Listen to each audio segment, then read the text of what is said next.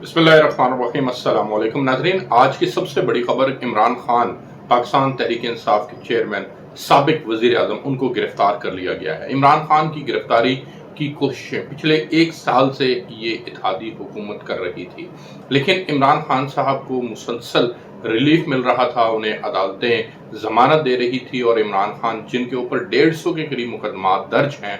उन मुकदमात के अंदर वो गाहे बगाहे कहीं ना कहीं से वो जमानत हासिल कर रहे थे। और अब जबकि वो आज इस्लामाबाद हाई कोर्ट के अंदर मौजूद थे और बायोमेट्रिक करवाने के लिए इस्लामाबाद हाई कोर्ट ही के एक कमरे के अंदर वो मौजूद थे, वहां पर रेंजर्स ने धावा बोला और इमरान खान को वहां से शीशे तोड़कर गिरफ्तार कर लिया गया। इमरान खान साहब को अल कादिर ट्रस्ट केस के अंदर गिरफ्तार किया गया है। ये अल कादिर ट्रस्ट केस बेसिकली जो इन्होंने बनाया है, इसके ऊपर राना सनाउल्ला साहब कहते हैं कि एक बड़ा जबरदस्त डॉक्यूमेंटेड केस है। इसके अंदर मलिक रियाज साहब के पैसे आए थे बाहर लंदन से, और वो पाकिस्तान के अंदर आकर उनको काबीना के जरिए से एक ऐसे करके काबीना के अंदर एक लिफाफा लहराया था इमरान खान ने और कहा था कि मैं इसकी मंजूरी ले रहा हूँ, और उसकी डिटेल्स शेयर नहीं की गई थी। और फिर उसमें वो पैसे इमरान खान साहब ने सुप्रीम कोर्ट ऑफ पाकिस्तान के अंदर जमा करवाने का जो है वो फैसला कर लिया गया था। यानी कि वो जो 400 अरब से ज़्यादा मलिक रियाज ने कराची बहरिया की मद के अंदर सुप्रीम कोर्ट के अंदर पैसे जमा करवाने हैं, वो पैसे उनके अंदर कंपनसेट कर लिए गए और उसके बदले में अल कादिर ट्रस्ट को मलिक रियाज ने ज़मीन दे दी। अब ये एक केस है, इस केस के ऊपर इमरान खान साहब के वारंट गिरफ्तारी जारी हुए और उनके वारंट गिरफ्तारी जारी होने के बाद उनके ज़ाहिर है उसकी तामील होनी थी, और फिर आज जब वो तामील हुई है तो वो रेंजर्स के जरिए से तामील करवाई गई या पुलिस के जरिए से नहीं करवाई गई। इसके अंदर दो तीन चीज़ें हैं जो बड़ी इंपॉर्टेंट हैं, जो समझने से ताल्लुक़ रखती हैं। वो ये कि इमरान खान साहब जब आज सुबह इस्लामाबाद के लिए निकले थे, उस वक्त भी उन्होंने अपना वो दोहराया था, अपना बयानिया दोहराया था। और जब इमरान खान साहब ने चीफ जस्टिस की हमायत में रैली निकाली थी, उस वक्त भी उन्होंने कहा था कि मुझे मारने के पीछे, मेरे कत्ल की साजिश के पीछे DGC major general Faisal Naseer हैं और उनके साथ उनके दीगर कारिंदे हैं, और अरशद शरीफ को भी उन्होंने ही कत्ल करवाया है। तो उसके ऊपर इमरान खान साहब के बयान के रद्द-ए-अमल में रात जब इस्लामाबाद ISPR की जानिब से एक स्टेटमेंट जारी हुई और उन्होंने कहा कि ये एक बेबुनियाद इल्ज़ामात हैं, हम एक साल से तहम्मुल का मुजाहरा कर रहे हैं और हमें हर सूरत के अंदर जो है वो इन इल्ज़ामात की नफ़ी करनी है, तरदीद करनी है। और फिर उन्होंने कहा कि अपने महज एक सियासी फ़ायदे की गर्ज से आप इस तरह के बयानात कैसे करके दे सकते हैं एक सिटिंग जनरल के खिलाफ। अब ये उन्होंने स्टेटमेंट दी, उसके ऊपर तहरीक इंसाफ का जो रद्द-ए-अमल आया वो ये था कि जी शख्सियात अदारों से बालातर कैसे हो गई, उनको जोड़ने की कोशिश की गई नवाज शरीफ साहब के बयानात से कि उन्होंने तो जनरल बाजवा का नाम लिया था, मरियम नवाज जनरल फैज़ हमीद का नाम लिया करती थी, इवन नवाज शरीफ भी जनरल फैज़ हमीद का नाम लिया करते थे। तो उस वक्त उनका नाम लिया जाना क्या दुरुस्त था, और आज इमरान खान की जानिब से नाम लिया जाना क्या ये मामला जो है वो गलत हो गया? तो ये दोहरा म्यार है, इस दोहरे म्यार से बाहर निकलना होगा। इसके अंदर एक और PTI के जो दोस्त हैं वो एक रेफरेंस कोट करते हैं हामिद मीर हमले का।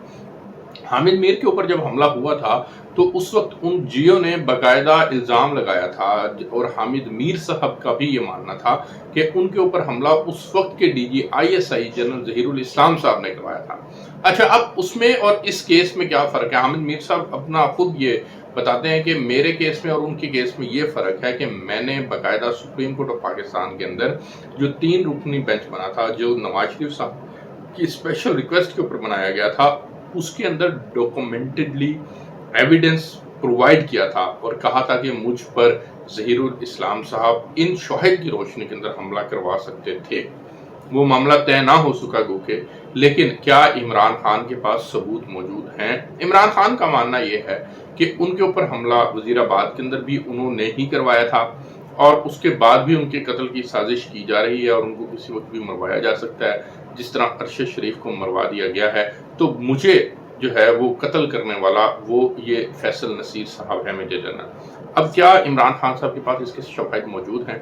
DG ISPR की जो स्टेटमेंट है उसमें तो उन्होंने कहा है कि वो अब कानूनी रास्ता इख्तियार करें। कानूनी रास्ता ये होता है कि आप फौरी तौर पर किसी भी कोर्ट ऑफ लॉ के अंदर अपने एविडेंस प्रोड्यूस करें, अपने एविडेंस प्रोवाइड करें اور ان کو بتائیں کہ ان شواہد کی روشنی کے اندر مجھ پر حملہ فلاں آدمی نے کروایا ہے، وہ اس کی جانچ پڑتال کرے گی اور اس کے بعد وہ طے کرے گی کہ ان شواہد کے اندر جان ہے یا نہیں۔ لیکن عمران خان صاحب کے معاملے کے اندر ابھی تک وہ نہیں ہو سکا۔ گو آج صبح انہوں نے کہا کہ مجھے کہیں پر بھی آپ بلائیں گے شواہد پیش کرنے کے لیے تو میں شواہد دینے کے لیے تیار ہوں، اور میں آج بھی کہتا ہوں کہ فیصل نصیر نے ہی یہ تمام کام کیے ہیں۔ لیکن عمران خان صاحب نے اگر آج یہ بات کی ہے تو آئندہ آنے والے دنوں کے اندر میں یہ سمجھتا ہوں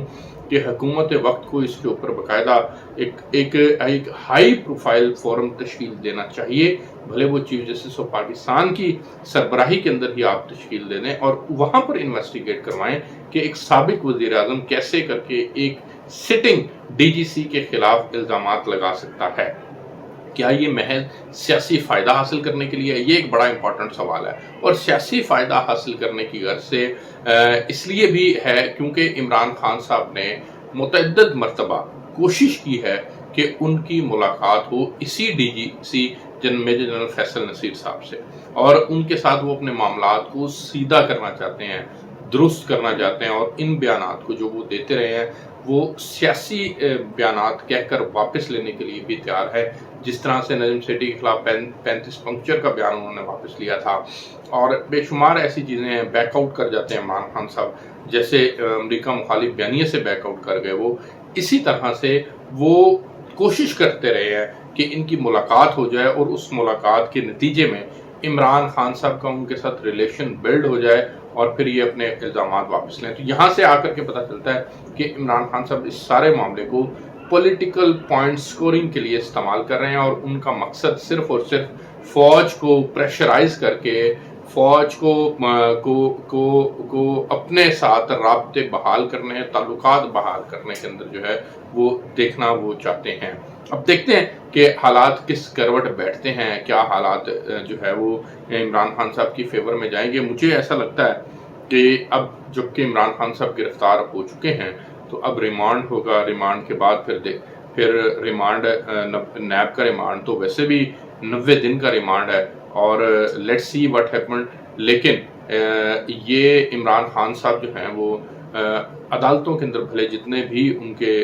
دوست احباب چاہنے والے بیٹھے ہوں، لیکن ہماری جو اطلاعات ہیں وہ یہی ہیں کہ خان صاحب اب شاید کچھ دن جیل کے اندر رہیں گے۔ اب وہ کتنا عرصہ جیل کے اندر رہتے ہیں یہ تو آنے والا وقت ہی بتائے گا۔ لیکن ابھی ایک اور جو امپورٹنٹ چیز یہاں پر شیئر کرنا ضروری ہے وہ یہ کہ عمران خان صاحب کے جو کارکنان ہیں وہ سڑکوں پر نکل چکے ہیں،